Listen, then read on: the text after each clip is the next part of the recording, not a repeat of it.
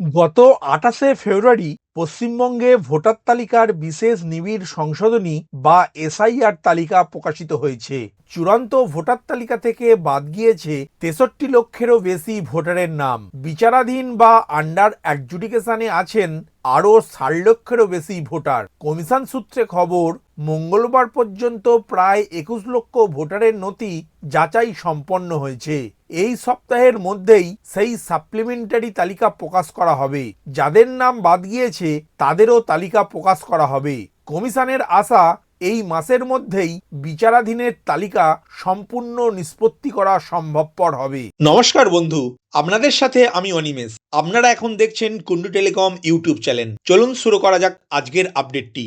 গতকাল মঙ্গলবার সুপ্রিম কোর্টের তৈরি করে দেয়া উচ্চস্তরের কমিটির সঙ্গে বৈঠক করেন রাজ্যের মুখ্য নির্বাচনী আধিকারিক মনোজ কুমার আগরওয়াল, কমিশনের প্রধান পর্যবেক্ষক সুব্রত গুপ্ত এবং হাইকোর্টের প্রধান বিচারপতি মাননীয় সুজয় পাল। সেই বৈঠক থেকে বেরিয়ে কমিশনের প্রধান পর্যবেক্ষক বলেছেন, শুক্রবার বা শনিবার সাপ্লিমেন্টারি তালিকা প্রকাশ করা হবে। ২০ লক্ষের নাম ইতিমধ্যেই নিষ্পত্তি হয়েছে। কমিশন সূত্রে খবর, ভোটের আগে একাধিক তালিকা প্রকাশিত হতে পারে। ভোটার তালিকার বিশেষ নিবিড় সংশোধনের পরে চূড়ান্ত ভোটার তালিকা প্রকাশের পর দেখা যায় ৬০ লক্ষের বেশি নাম বিচারাধীন রয়েছে। তাদের নিষ্পত্তি করতে সুপ্রিম কোর্টের নির্দেশে কলকাতা হাইকোর্টের প্রধান বিচারপতি বিচারকদের নিয়োগ করেন। তারা এই কাজ করছেন। এইদিকে নির্বাচন কমিশন ঘোষণা করেছে পশ্চিমবঙ্গের বিধানসভা নির্বাচনের কথা। তবে এই বিচারাধীন থাকা ভোটারদের কি হবে সেই নিয়েই প্রশ্ন উঠেছে। কমিশনার জ্ঞানেশ কুমার জানিয়েছিলেন, ভোটের আগের দিন পর্যন্ত যাদের নাম নিষ্পত্তি হবে তারাই ভোট দিতে পারবেন। এই আবহের মধ্যেই আগামী শুক্রবার বা শনিবার প্রথম সাপ্লিমেন্টারি ভোটার তালিকা প্রকাশ করতে চলেছে জাতীয় নির্বাচন কমিশন। প্রসঙ্গত, রাজ্যে প্রায় ৬,০৬,৬৭৫ জন ভোটারের নাম বিচারাধীন রয়েছে।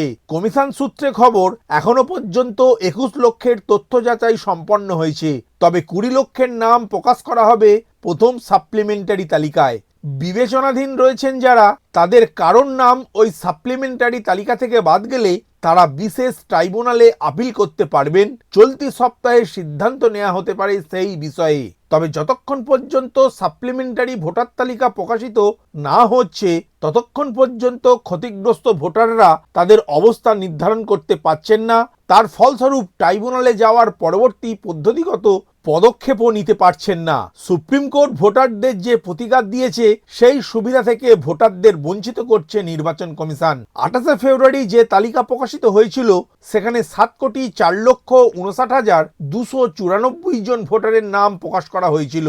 কিন্তু গত ১৫ই মার্চ কমিশন যে নির্দেশিকা জারি করেছে সেখানে পশ্চিমবঙ্গের ভোটার সংখ্যা দাঁড়িয়েছে ৬,৪৪,৫২,৬০৯ জন। ৬০ লক্ষ এখনো বিচারাধীন। কিন্তু তারপরেও এত পার্থক্য হলো কিভাবে, এটা সবার জানা দরকার। তবে নির্বাচন কমিশনের কাছে রাজ্যের শাসক দলের তরফ থেকে ৩টি দাবি পেশ করা হয়েছে। ১. সঠিক ভোটার সংখ্যা ৭,৪,৫৯,২৮৪টি প্রতিফলিত করার জন্য একটি নতুন বিজ্ঞপ্তি জারি করা উচিত, যেখানে কোনো সংযোজন বা অপসারণের বিষয়ে যথাযথভাবে ব্যাখ্যা থাকবে। ২. সুপ্রিম কোর্টের নির্দেশ অনুযায়ী বর্তমানে বিচারাধীন ভোটারদের নাম সম্মিলিত সাপ্লিমেন্টারি ভোটার তালিকা অবিলম্বে প্রকাশ করা উচিত। এই প্রক্রিয়াটি অবশ্যই নিয়মিত এবং সময় মতো সম্পন্ন করতে হবে, যাতে সকল যোগ্য ভোটারের নাম ভোটার তালিকায় থাকে। তৃতীয়ত, নাম বাদ যাওয়া ভোটারদের জন্য আপিল ট্রাইব্যুনালে জরুরি ভিত্তিতে কার্যক্রম শুরু করা উচিত এবং বিজ্ঞপ্তি জারি করা দরকার, যেখানে স্বচ্ছতা এবং বিকল্প প্রতিকারের সুযোগ নিশ্চিত করা যাবে। তো বন্ধুরা, আজকের আপডেটের এই ভিডিওর মাধ্যমে আপনারা বুঝতে পারলেন যে আগামী শুক্রবার বা শনিবার নির্বাচন কমিশন পশ্চিমবঙ্গের প্রথম সাপ্লিমেন্টারি ভোটার তালিকা প্রকাশ করতে চলেছে। ওই তালিকায় যাদের নাম থাকবে তারা সরাসরি ২০২৬ সালের বিধানসভা নির্বাচনে ভোট দিতে পারবেন। কিন্তু যাদের নাম ওই তালিকায় থাকবে না তারা প্রথমে আপিল ট্রাইব্যুনালে আবেদন করতে হবে। তারপর তাদের মতামত যদি সঠিকভাবে প্রমাণিত হয় তবেই তাদের নাম চূড়ান্ত ভোটার তালিকায় উঠবে, না হলে তারা ২০২৬ সালের বিধানসভা নির্বাচনে ভোট দিতে পারবেন না।